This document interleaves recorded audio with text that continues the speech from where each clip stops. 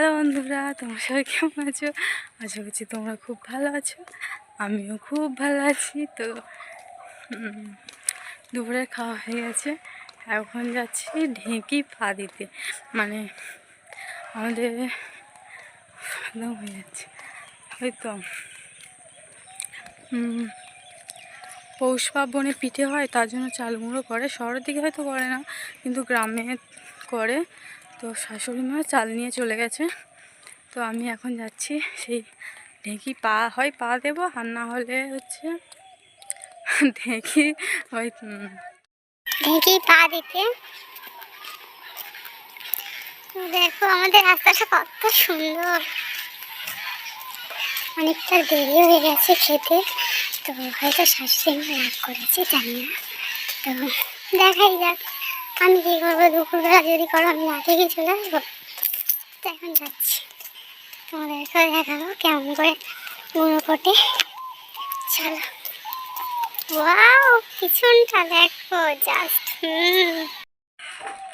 এখন দেখো যাদের বাড়িতে গুঁড়ো কোটাতে এসছি তাদের বাড়িতে চলে এসছি। এসে দেখি মা একা একা কাজ শুরু করে দিয়েছে। মা একা একা ঢেঁকি পা দিচ্ছিল, দেখতেই পাচ্ছ।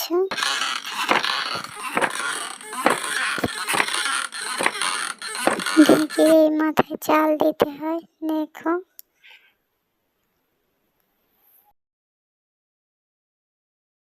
আর এদিকে দেখো আমিও বেশি দেরি না করে ঝটপট বসে গেছিলাম গুঁড়ো চালতে। ভিডিওটা আমি কিছুদিন আগে করেছি, কিছু কারণে আমি দিতে পারিনি। তো ভিডিওটা ছাড়তে অনেকটাই দেরি হয়ে গেছে। তো একটাই কথা হলো, ভিডিওটা যদি ভালো লাগে লাইক করো, কমেন্ট করো, আর ভিডিওটা সম্পূর্ণ দেখো, ভালো লাগবে। এটা শহরের দিকে হয় না, এটা যারা গ্রামে থাকে তারা দেখেছে, তারা জানে। তো দেখো ভালো লাগবে। আমার মাথার উপরের দিকে দেখো সূর্য মামা তাল গাছের পাতার ফাঁক দিয়ে উঁকি মারছিল, আর আমি নিচে কাজ করছিলাম, নিজের কাজ করছিলাম, আর মাঝে মাঝে একটু গল্পও করছিলাম। তারপরে এদিকে দেখুন দাদা চলে এসছে ঢেকে পা দিতে, মাও গুঁড়ো চালের জন্য চলে এসছে এদিকে।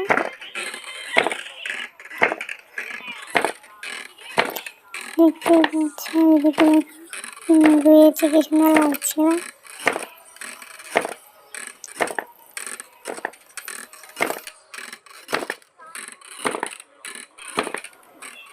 এদিকে দেখো শুধু আদা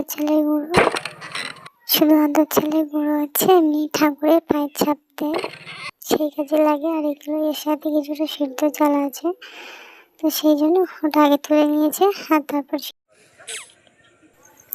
এইকে মা যে গুঁড়োগুলো ছেড়েছিল সেগুলো কড়াই তুলে দিচ্ছিল। আমাদের প্রায় কমপ্লিট। তো এখন দেখতে পাচ্ছি আমাদের পুরো কাজ শেষ। তো এখন আমরা বাড়ির দিকে চলো। এদিকে দেখো আমাদের পুরো কমপ্লিট, একদম শেষে চলে যাচ্ছিলাম আমরা একটা ভিডিও করি। তো হাই করছি, নিয়ে চলে যাচ্ছি। তো ভালো থেকে সুস্থ থেকো। ভিডিওটা এখানে শেষ।